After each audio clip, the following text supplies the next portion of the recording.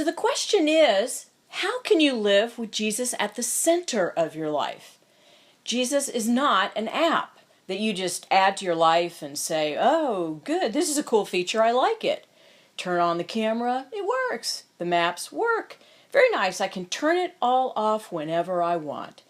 Jesus is not an app. He's Lord at the center. He's the OS. Some of you out there are the super saints, but most of us are just regular folks. We want to live extraordinary lives as ordinary people and make great impact for Jesus Christ over the course of our life. So how do you do that? Well, just ask yourself 5 things and say, how well am I doing at these? Lord, help me to be intentional. You know, in Cru and in different Christian ministries and exceptional churches, all of these 5 things are pre-packaged together for you, and you just kind of walk in and go, oh, this is cool. And then after you leave and go back out, you forget what you were given. So here's what you need. The first thing you need is a kingdom vision or a visionary context. What is a kingdom vision? Well, it just means that I am hooking my life into something bigger than me. You are not made to be all isolated and to be just about your life. You don't even function very well unless you're part of a larger vision. Jesus' kingdom vision. Many times that means it's a place, it's a context, it's a group of people. On campus, what's your kingdom vision? Is it to reach your dorm, reach your business college, reach your campus, go to another country, go somewhere else in the world, wherever God leads you to a larger vision of how your life can make an impact? I will tell you from my experience, in terms of kingdom vision, most of us don't originate a kingdom vision. We usually borrow it from other people, and that's okay. When you came on campus, did you have a big passion and vision to reach your campus? No. But you acquired it because you rubbed up against people that did have a vision and did have a passion. Exposure cultivates compassion and it stirs up vision. That's kingdom vision.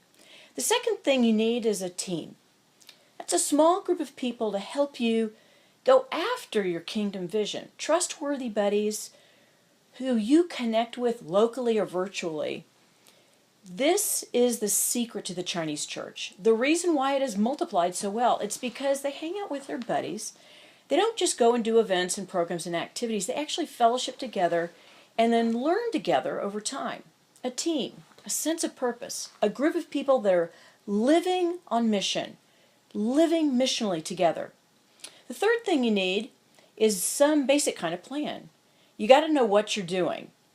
This is the secret of Stent.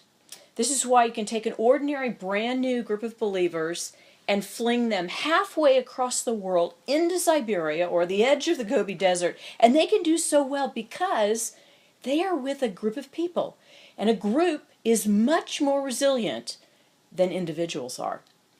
We give them a basic plan and say, hey, we can't answer all your questions, but we can give you a basic idea of where to go, what to do. If you graduate from college and you don't have a group of people that you are running with, then you probably don't have a plan and nobody to help you think it through. If you have some steps on how you can make a difference, you will. If you don't have any plan, you will drift, and the statistics prove it. The fourth thing is ongoing equipping. How many of you have had some ongoing equipping this last year? Did you learn to share your faith, study and teach God's Word, learn how to walk in the Spirit, how to manage your time, how to deal with conflict, and how to share your personal testimony? Well, the purpose of ongoing equipping is to give you hope. It gives a sense that, hey, I can actually get better at this. There isn't anything you will ever do in life if you're going to be a spouse, a parent, an engineer, a doctor, a teacher, or a staff that doesn't require ongoing equipping. You have to keep on learning, growing, and getting better. Well, then why would we think that the central call of our life, which is to glorify Jesus, we don't need ongoing equipping and wouldn't be intentional about that? Well, that's what dignifies you and makes you think, hey, I've got contributions to make and I can keep learning where I've got gaps. Then the fifth thing is the coach. Well, you and I, we just need somebody a little bit farther down the line. This would be somebody that could help you individually or in a group of people. It could be both. They challenge you, train you to grow both in your walk with Christ and in the work you've been called to. You can go through the Bible and find these 5 things with almost every biblical character that ever does well.